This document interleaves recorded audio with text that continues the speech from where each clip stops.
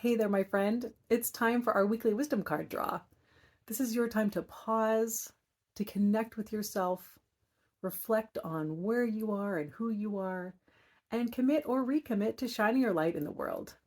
I'm going to draw a card from our deck in PowerPoint, but later this year, going to be an actual card deck. And before I do that, I want to just invite you to arrive in this moment.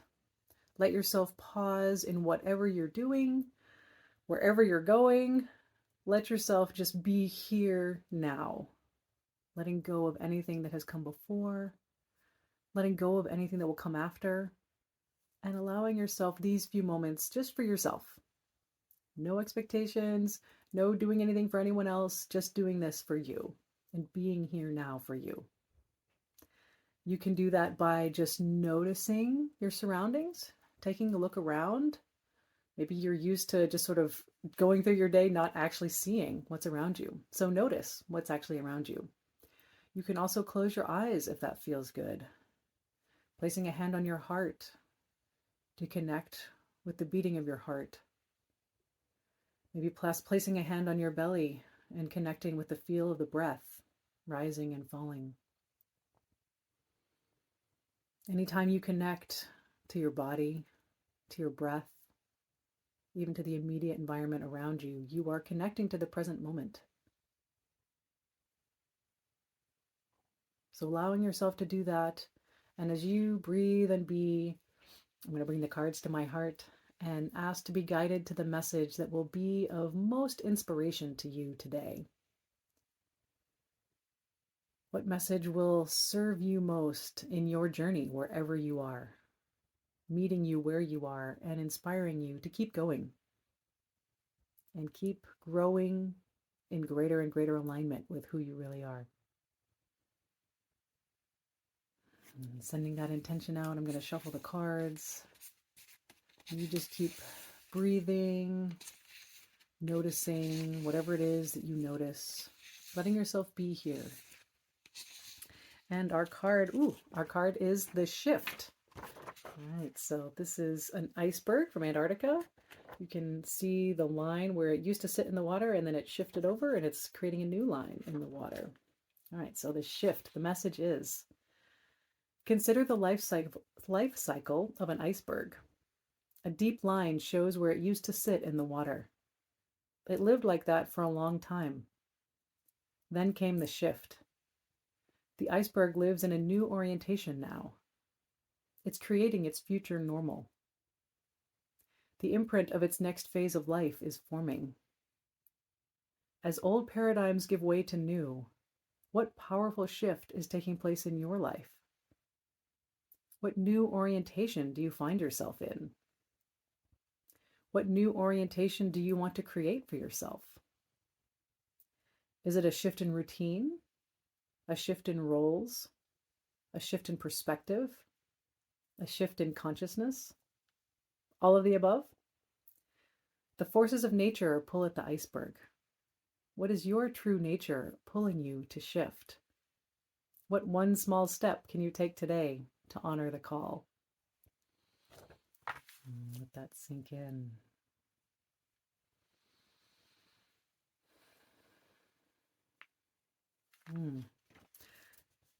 As always, so many different directions to go. I was actually just recently recording a podcast where we were talking about probably one of the biggest shifts that has occurred in my life, which was the big shift from 20 years of hoping and dreaming and working towards my dream of becoming an astronaut, and then a huge paradigm shift in my life when that didn't work out. So who was I going to be and what was I going to do after that? It's been 11 years since that happened, and it has been quite a journey, and a lot has shifted since then. But certainly over the course of my life, that was probably the biggest shift, the biggest change in at least how I saw myself, how I identified myself, and how I related to the world. So, but there have also been many shifts since then as I grow and build new lines in the iceberg and shift into new orientations and paradigms. So there's that. But the other thing I wanted to address is, of course, if you have heard me talk about anything lately, I've been talking about giant leap and one small step. The, one small step lots of small steps adding up to a giant leap, all of the whole space thing, right, that is still involved in all the work I do. One small step itself is really, well, let me say, okay, again, going lots of different directions, but let me pause and say that the first step, right, in going from where you are to where you want to be is identifying where you are. And that one small step of even just noticing where you are is really helpful. It sounds really simple, but a lot of times we try to move into our future from where we think we should be or where we think we are, not necessarily where we actually are. So it takes a little bit of sleuthing actually to figure out where we really are. So this pause, even this time right here, for you to pause, take a breath and assess where you are is really helpful. Because again, we go through our lives thinking we're maybe in one place, or thinking we should be in one place, or, well, I used to be in this place, so I should be in this place now. We put a lot of shoulds on ourselves.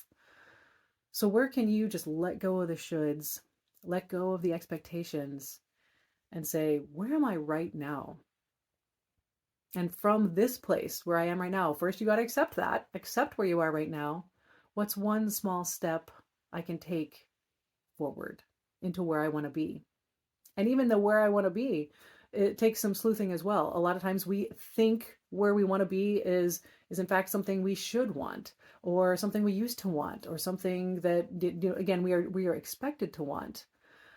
What if today you let yourself want what you want for you, not for anyone else, not because society says that that's what you should want?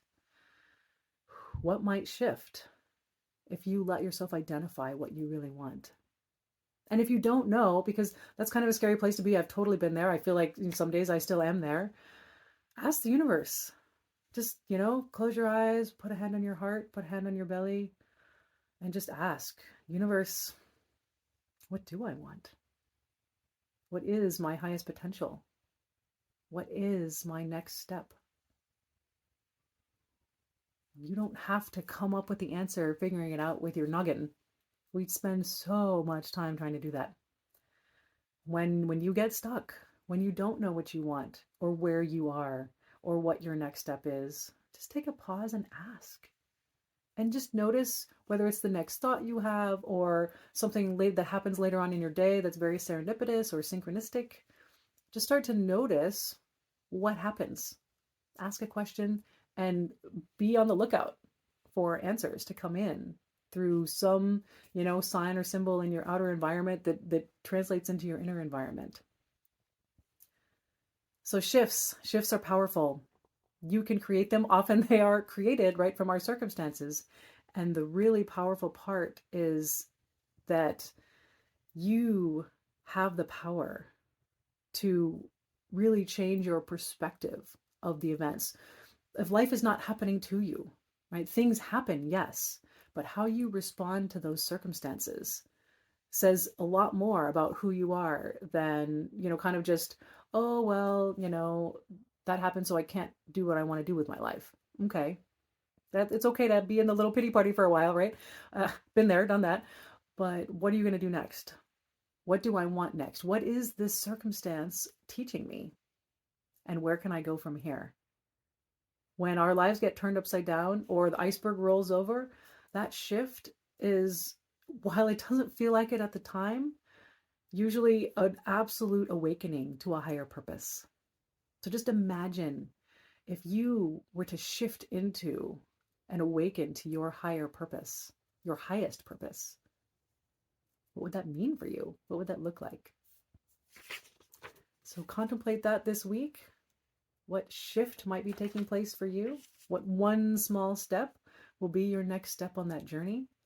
And I wish you a powerful shift. Have a wonderful week, my friend. I will see you next week.